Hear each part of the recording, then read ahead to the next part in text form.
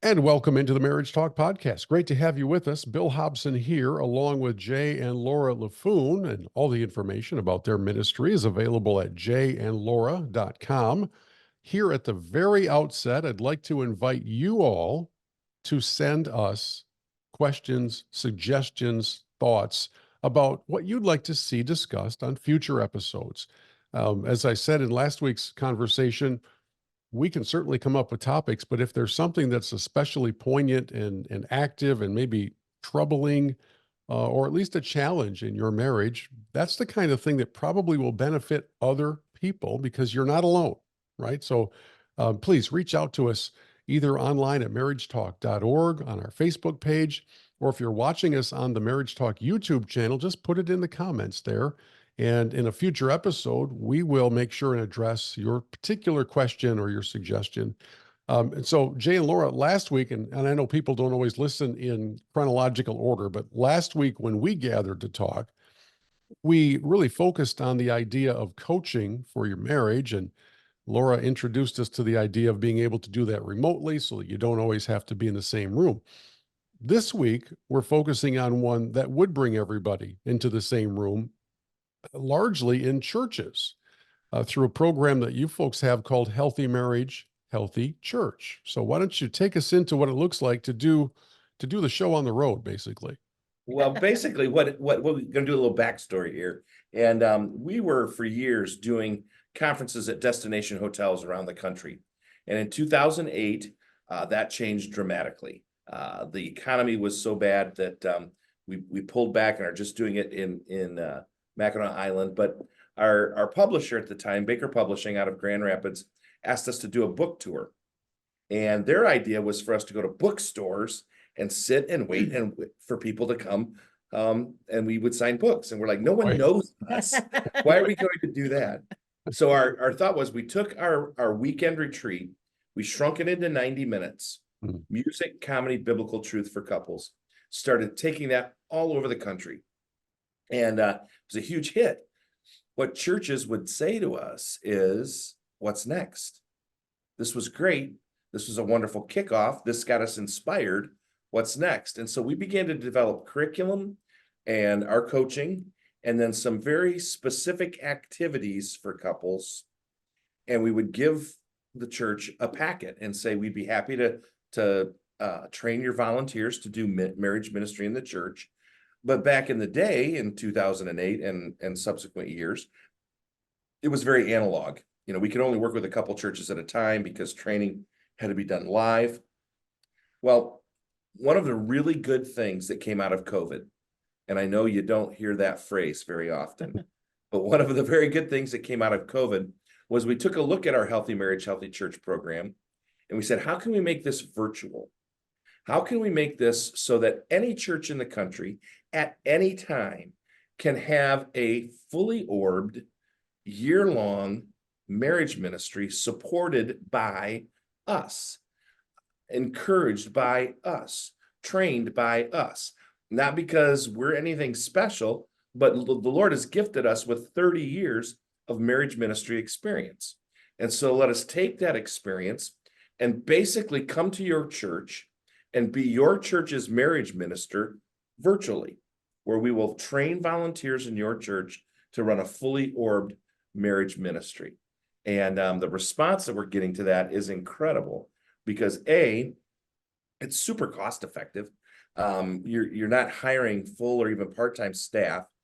Secondly, it's not one more thing for the pastor or the discipleship pastor to do. We handle the to-do. And then finally, it's not expensive in human capital. One of the things that we hear from churches is we can't tax our church anymore in regard to their volunteer time.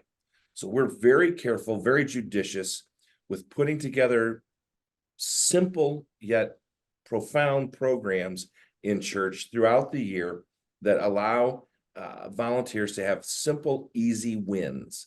And when you have a win, it makes you want to do it again because that win felt good. It was like, oh, we pulled off that activity and everybody loved it. Not trying to sound sacrilegious, but we were working with one church who just did one of our marriage activities and said this: Jay, Laura, that night was the best thing to happen to this church since Jesus. And I'm like, okay. Okay. He said, it was just one of the most unifying, outstanding, simple yet profound.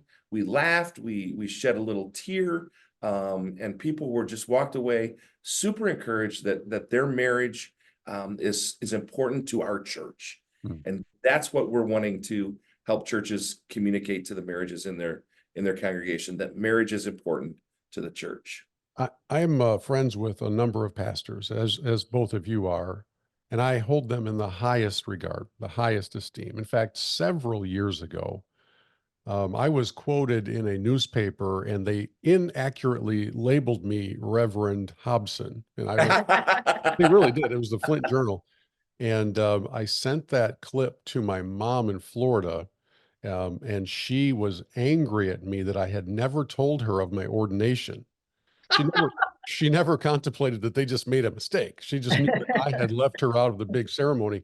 And I say that because I very carefully use the words pastor, because I don't throw that around lightly. He's not he the pastors in my life have my respect, right? So I that's my setup. That's my preface for saying this. I still don't know how, in general, the Big C church, that's the church in general, I don't know how the church has gotten so bad at addressing marriage issues, leaving them off the table. Not going to talk about it. We're not going to have sex from the pulpit. We're not going to talk pornography from the pulpit. We're not going to deal with any of those things. And it's to the detriment of the marriages of the very Right. people that they love so dearly. Uh, I think we as pastors, and we're not a pastor, we don't want to offend. And this is what I've heard from pastors that I've talked to. So if we talk about marriage, we're going to offend the singles and the widows, even though probably if you ask the widows, they're not going to be offended because they were married and those are sweet memories. And single people hope to get married For the most part. for the most part. So I think we err on the side of trying to not offend. Our pastor just did our church, and we were a part of it. We preached the fifth sermon in a 5-week series on marriage, beginning at Easter, and it was fantastic. And everybody loved it, not just the married people, the single people, the widows, the teenagers were listening. And it really was something that was very, It scratched an itch. it scratched an itch in it because we hadn't, we'd done a series here, a sermon here, a sermon there, but never a 5-week series on marriage. And I think we have just become so afraid of being politically correct that we don't want to offend by preaching a sermon on marriage or doing a marriage ministry, because who are we going to leave out? But we have singles ministries, we have women's ministries, we have men's ministries, we have children's ministries, but so many churches do not have marriage ministry. And it is frightening to me, because that is the center next to your relationship with Jesus Christ. If you're married, your marriage is the most important relationship that you have in your life. And the church is not encouraging you or strengthening you in that relationship. So if we were to ask pastors, and trust me, we have, what are the 3 big issues you're facing right now? One of those 3 in 95% of the churches will be marriages are suffering. Yeah. Relationships are hurting. Divorce is running rampant. Kids are not seeing mom and dad in love anymore. 95% of the churches. And I believe this. And again, I hold pastors in the utmost respect. There are some pastors that are just oblivious. And I think that's that other 5%, because if you have married human beings in your congregation, you have marriage issues in your congregation. Yeah. But as we look at that, Laura and I did this Healthy Marriage, Healthy Church program, pardon me, at our church years ago. We were on staff, men's, women's, marriage and family together, 10 hours each a week, which we got sucked into the vortex of church, and we were looking at 25 and 30 hours a week. But we did one of these activities that's part of our Healthy Marriage, Healthy Church program. And a man by the name of Jeff came up to me and he said, you know, Melissa and I have been in this church about 1.5 years. And finally, something in the middle.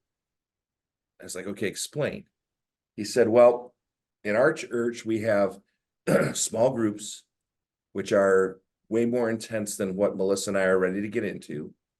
And we have big events, which drain us completely. He said, this was perfect. He said, I sat on the team that organized this. We met once for 45 minutes. We organized it all. It's a Saturday night. I'm getting to know people I've never known before. They're getting to know me. That might lead to a small group, but it's finally something in the middle. And I think that the premise, and I don't even know that my dad intended this, and I don't even know that I consciously understood it, but my father always told me, you'll become the books you read and the people you hang around. So if you want to have a healthy marriage, hang around other people that want to have a healthy marriage. Read books, right? Read curriculum about having a healthy marriage. I mean, it's not rocket science, but again, it's that having a plan in place as a church congregation to make this happen. And it does not take a lot of work. And that is why we made it volunteer led, so that the pastor doesn't have just one other thing on his plate. That is, like Jay said, we have over 30 years of working with volunteers, and what the pastor or the staff need to do of a church is find that one couple or 2 or 3 that are willing to say, you know what, we believe in marriage. We want to help marriages. We want to encourage marriages. We're on board. And we have lots of different ways to help pastors discover who those people might be. But it's also volunteer led. We're going to train, we're going to equip. We have a plug and play program for for volunteers in your church to make marriage ministry happen. Now, I know this is Old Testament, but there's a wonderful passage of scripture that the Lord said to, I believe it was Moses, I could be wrong. I place before you this day a blessing and a curse. And the reality of this idea of marriage ministry and the curse offers a blessing or a curse. Marriage ministry in the church. Marriage ministry, what did I say? In the curse. Oh, marriage ministry. Well, we are in the curse, but anyway, marriage ministry in the church. A blessing or a curse. If we focus on marriage, we bless children. If we don't focus on marriage, we curse them. If we focus on marriage, we bless companies within our community. If we don't focus on marriage, we curse them. Because happy, healthy people are productive workers. The same with volunteerism, both in the community and the church. When we're pouring into marriages, we're pouring into the community where they're volunteering with the Rotary or with the school band boosters. They're healthy people walking into those situations, not burdened people because they can't figure out their marriage. And most importantly, and this is backed up by Barna statistics, George Barna, the researcher, Christian researcher, when you focus on marriage, the church grows. It's a church growth strategy. He took 33 churches, Barna did, the Barna Research Group, from around the country, different sizes, different denominations, asked them to focus for 18 months on marriage ministry, not from the pulpit, but from the grassroots. In those 18 months, those 33 churches saw a 24% increase in attendance and a 28% increase in giving. Now, we don't do ministry for the metrics, but if we don't pay attention to the metrics, we're not going to be doing ministry. Yeah, and people are speaking without saying words. They're speaking through their involvement or lack of involvement. They're speaking through their giving or the absence of it, or perhaps folks who have been very faithful attenders and have been involved and have faithfully supported the ministry. Maybe all of a sudden you see that that's gone down 30%. Well, why is that? There's some indication, there's some factor that's led into that diminishment of their involvement. And it could very well have nothing to do with them being unhappy with the color of the curtains or the music, or the pastor wore a tie that represented the Spartans and you're a Wolverine fan. I mean, it may have nothing to do with those important theological questions and issues, but it could have something to do with at home, things aren't right. Right. Right. So it's so difficult, especially when you consider all that's on the plate of a pastor. It's so difficult to even expect or even contemplate the idea that your staff should know all these things. You're not going to know all those things. But what if your church could engage in a proactive program that would help address at the foundational level those issues of conflict, those issues of stress, overscheduling, sickness, or whatever else is contributing to that. I believe people speak through their behavior. And as churches in general, again, the big C church, we got to get a lot better at recognizing those things and investing in the programs that help bring about some support system to it. And Healthy Marriage, Healthy Church is kind of a support system in that way, right?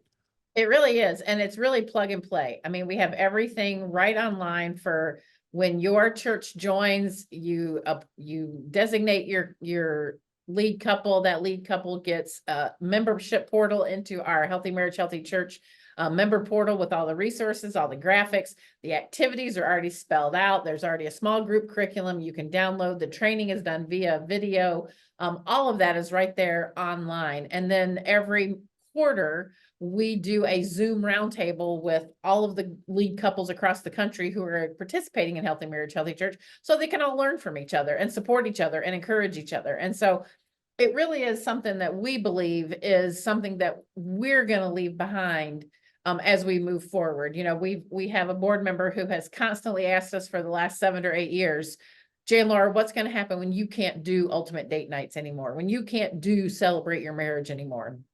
And we've been like, Bob, you can't duplicate Jay and Laura. I mean, really, who wants to be us? And but this is something, you know, that the Lord gave us 15 years ago that we used. But then with the onset of COVID, and you start thinking about what is it that I'm going to leave behind?